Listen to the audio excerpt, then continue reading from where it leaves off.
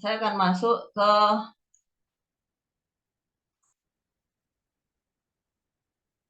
yang sesi untuk sesi 2 ya. Ini webinar ini direkam ya, sifatnya direkam. Jadi saya harus proper, saya akan introduce myself lagi.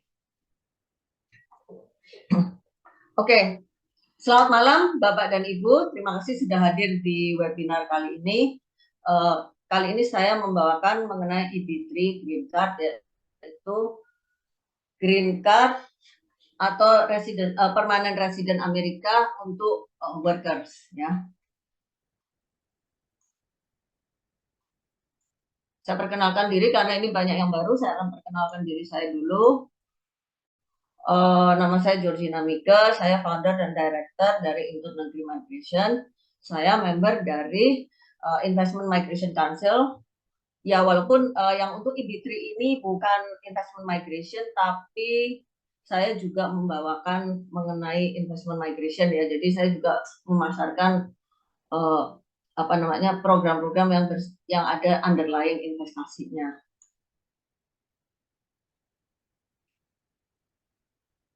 Nah, ini disclaimer bahwa webinar ini sifatnya informasi dan semua approval datangnya bukan dari saya. Jadi kalau Anda nanti mau apply, berminat untuk apply, maka semua dokumen Anda akan mengisi form CV, saya ajukan dulu ke partner saya, Merken, go or no go datangnya dari Merken sebagai konsultannya. Ya. Anda akan menandatangani ini 2 agreement. Yang agreement utamanya adalah legal agreement dengan US Immigration Law Firm, yang satunya lagi adalah service agreement dengan saya. Jadi istilahnya Merken tidak membagi fee dengan saya. Jadi fee-nya saya sendiri, fee-nya Merken sendiri. Fee-nya Merken dan lawyer jadi satu, fee-nya saya sendiri. Transfernya jadi Anda transfer kedua rekening, makanya ada 2 agreement ya. Nah, sebetulnya saya memasarkan banyak ya, nggak cuma EB3 itu cuma salah satunya aja. Kalau yang Amerika bisa, yang lain juga bisa, EB2, NIW. Kalau pilot ada sendiri, kalau ada kriteria sendiri, kalau yang lain harus konsultasi dengan lawyer. Kemudian EB5 untuk investor, kemudian Kanada ini saya jarang bawa karena banyak yang minat tapi susah prosesnya. Kalau yang model EB3 gini harganya 2 kali lipat. Kemudian Australia ada general skill, itu lebih susah lagi dari Kanada. Terus yang bisnis saya ada beberapa klien juga, saya jadi lebih banyak menangani investor ya, terus terang aja. Kalau UK ini sekarang UK ini ada beberapa program yang mereka sudah tutup ya, itu udah lagi ditutup programnya. Yang ada sekarang ini adalah innovator visa, skilled workers, tapi ada investmentnya. Isle of Man itu pulau kecil tapi masih dalam jurisdiksinya Inggris juga. Itu lewat situ juga bisa untuk dapat PR-nya Inggris, resident permit-nya Inggris juga bisa. Nah, kemudian yang lainnya lagi Malaysia, tapi Malaysia so far saya lebih banyak jualan propertinya aja. Belum ada sih yang apply MM2H Malaysia sama second home. Terus kalau Portugal yang Europe ini rata-rata by investment, ini saya punya cukup banyak klien untuk Portugal, yaitu yang golden visa saya cukup punya banyak klien, tapi kalau Anda mau yang lain juga bisa. Di Europe itu ada visa untuk retire, bisa ada visa untuk entrepreneur, dan Anda kalau yang Anda digital nomad ada visanya sendiri. Portugal punya, Spain punya. Kalau Italy kayaknya baru-baru mau ngeluarin ya, belum ada, Cyprus Greece belum ada. Tapi kalau Portugal dan Spain ada untuk digital nomad. Ini kurang lebih. Oh, ada lagi satu Malta, satu posisinya Malta ya. Satu lagi Malta, Irlandia, tapi mahal banget Irlandia ya. Kemudian kalau Dubai itu segalanya gampang. Kalau Anda mau buka company di sana maka tidak kena income tax kayak gitu-gitu. Ada tax benefitnya juga, dan Anda bisa dapat residence permit yang bisa di-renew ya, berlaku 3 tahun terus di-renew gitu. Tidak hanya untuk Anda tapi juga untuk karyawannya. Itu bisa. Pokoknya kalau Dubai itu apa-apa gampang. Nah, ini partner saya sendiri, saya tugasnya mencari klien ya. Jadi saya bagian sales marketing. Jadi semua approval saya tidak berhak melakukan approval apapun. Ya, semuanya akan saya ajukan ke mereka kalau memang gue ya gue, not gue ya udah. Dan saya udah nolain kalau yang ditolak banyak sih. Kalau habis banyak yang berkasus-kasus gitu. Ya. Nah, sebetulnya partner saya Merken ini perusahaan Kanada. Selain selain IP3 dia juga ada partner saya juga untuk Canada Express Entry, tapi saya belum ada klien ya untuk Kanada karena belum ada yang qualified. Dan juga satunya lagi saya Merken ini adalah partner saya untuk Portugal Golden Visa. Ya. Saya punya klien dengan Merken untuk Portugal. Terus partnernya Merken ini berpartner dengan Ruby Law untuk mensubmit mewakili Anda dalam mensubmit apa namanya dokumen imigrasinya ke USCIS. Dan juga nanti akan mewakili Anda bila ada dispute misalnya dengan employer. Oke, nah sekarang masuk ke tahap green card-nya ya. Ini dari pengertian yang dasar dulu ya, yaitu ada dua tadi yang sudah dibicarakan juga dengan Pak Alessandro. Tadi ada dua, yaitu sebetulnya di dunia ini cuma ada dua, satu non imigran visa yaitu temporary visa turis lah, mau berobat lah, bekerja. Bekerja itu termasuk temporary visa karena kalau Anda dapat work permit, Anda hanya berlaku work permitnya di perusahaan itu aja. Kalau Anda keluar dari situ, maka Anda statusnya jadi ilegal. Karena work permitnya mengacu pada job tersebut. Anda disponsori hanya untuk job tersebut. Itu work permit namanya. Nah, kalau internegeri, kami memfokuskan kepada imigran visa. Karena kalau work permit itu urusannya dengan PJDKI. Terus kalau student visa biasanya dengan education consultant. Ya, student visa itu yang luar kan adalah kedutaan di misalnya kedutaan Amerika di Jakarta, kedutaan Kanada dan sebagainya, kedutaan asing di negara asal. Ya. Sedangkan kalau imigran visa itu adalah istilahnya KTP. Ya, kita punya KTP di negara itu sehingga hak hak kita mirip dengan warga negara, hanya aja kita itu tidak boleh ikut pemilu. Sama kita ada minimum syarat, minimum stay untuk negara tersebut. Itu aja bedanya. Nah, ini work permit ya. Jadi ini yang selalu orang bingung work permit itu apa. Dikira kalau work permit itu bisa Anda pakai buat tinggal selama-lamanya. Ya enggak, kalau Anda keluar dari situ terus atau kontraknya kalau dengan PJTKI kontrakan gitu berapa tahun terus kontraknya habis, ya Anda harus pulang. Atau Anda berusaha mencari employer baru, which is tidak mudah karena tidak semua employer itu bisa mendapatkan approval dari pihak yang terkait. Misalnya kalau Amerika mendapatkan approval dari Depnakernya ya Department of Labor, itu employernya harus di-approve dulu bahwa employer ini memang membutuhkan tenaga kerja yang tidak punya izin tinggal gitu. Kenapa dia harus buktiin? Oh, saya ngiklan, ada mereka harus ngiklan, harus apa segala macam, membuktikan dulu bener nih, gue cari karyawan nggak bisa nih, kurang nih kayak gitu. Jadi biasanya nggak bisa perusahaan-perusahaan kecil ya, gitu. Kalau untuk ini, atau Anda tuh sangat khusus, itu bisa juga khusus dan negara membutuhkan. Misalnya Anda atlet, ya. Misalnya atlet internasional, skala internasional, atau Anda tuh artis, ya, seniman skala internasional sehingga oh boleh gitu ya. Jadi di negara memberikan negara butuh gitu istilah dalam quote and quote. Nah, itu bisa.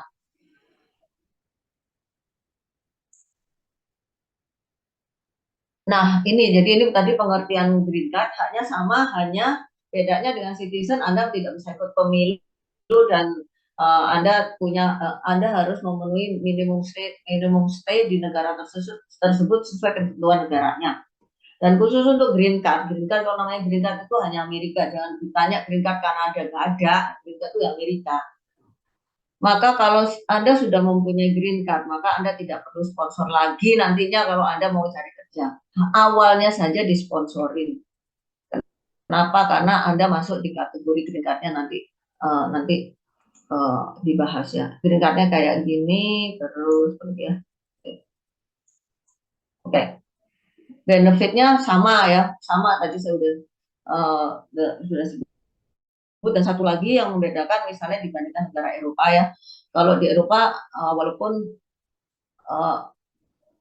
kalau di Eropa walaupun kalau di Amerika walaupun Anda masih pegang visa turis, maka anak Anda lahir di Amerika Anda juga bisa jadi anaknya itu jadi warga negara ya. Kalau di Amerika begitu. Tapi kalau di Eropa nggak bisa. Anda harus residence permit dulu baru anaknya bisa dapat kewarganegaraan. Ini haknya sama dengan green card itu sama dengan warga negara ya, dan berlakunya 10 tahun which is kalau permanent resident negara lain misalkan ada atau Australia apa itu biasanya 5 tahun diperpanjang, tapi kalau Amerika ini 10 tahun, jadi perpanjangannya per 10 tahun. Dan syaratnya untuk Anda bisa green card-nya tetap berlaku, Anda itu tidak boleh meninggalkan Amerika dalam 6 bulan. Jadi kalau tahun-tahun pertama sebaiknya kalau Anda tidak benar-benar menetap di sana dalam setahun, Anda bolak-balik aja. Nah, kalau Anda nanti setelah 5 tahun, Anda pengen jadi citizen, bisa. Tapi Anda harus memikirkan kalau Anda masih punya aset di sini, jangan jadi citizen, nanti repot kalau waris, untuk ahli waris apa segala macam, kamu tidak bisa WNA ya di sini, nanti jadi repot. Mendingan Anda green card aja. Nah, ini syaratnya kalau seandainya mau jadi citizen, maka secara fisik Anda harus hadir di Amerika minimal 30 bulan dalam 5 tahun. Jadi lebih dari 6 bulan per tahun baru bisa gitu. Sebelum Anda mengajukan PR, citizenship, dan juga nanti ada kayak tes civic kewarganegaraan sejarah Amerika, that kind of thing.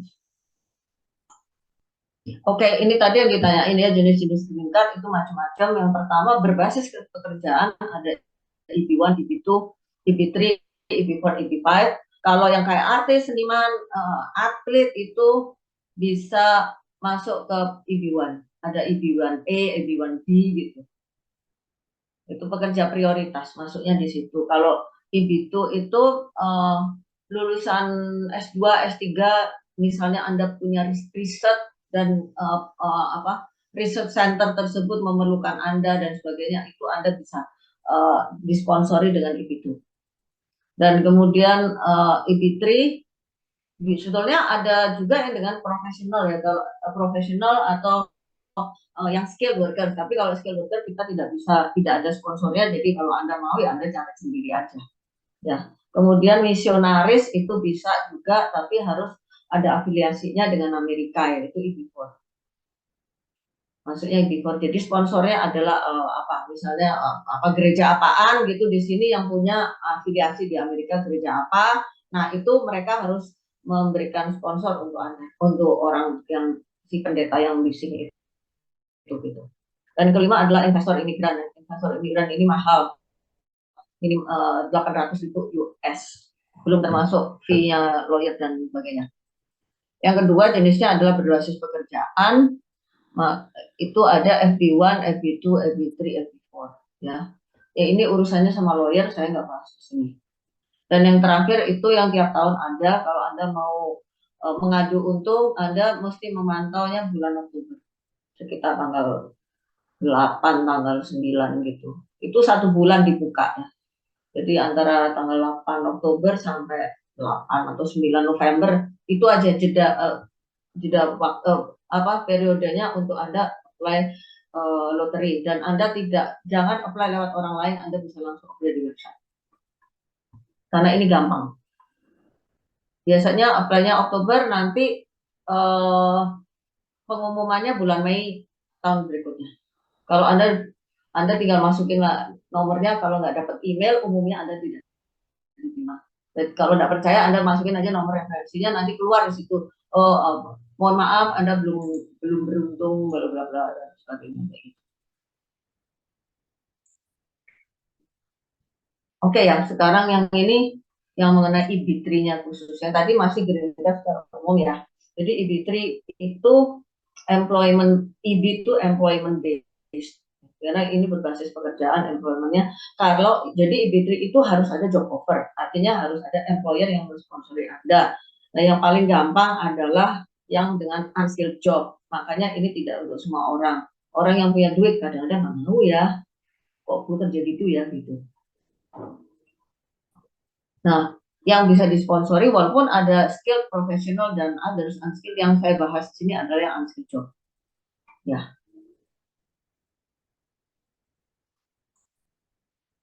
Nah, ini pihak yang terlibat adalah Mergen, partner saya, kemudian apa namanya, law firm, dari law firmnya dari Ruby Law, kemudian US employer. US employer ini diwakili oleh Mergen, jadi Anda tidak boleh menghubungi employernya langsung. Kemudian yang terakhir adalah Anda sebagai foreign. Oke ya, ini syaratnya sehat fisik dan mental, kemudian umurnya 21 sampai 50. Kalau 51 boleh nggak? Ya boleh, ditanyain dulu, balik lagi. Nanti ditanyakan dulu. Kemudian tidak perlu pengalaman kerja yang spesifik, bisa berbahasa Inggris aktif. Kenapa saya bilang berbahasa Inggris aktif? Soalnya beberapa job itu ada yang dengan interview dengan employer. Gitu. Employer interview gini, kok ditanyain nggak tahu pertanyaannya gini kan bingung juga ya.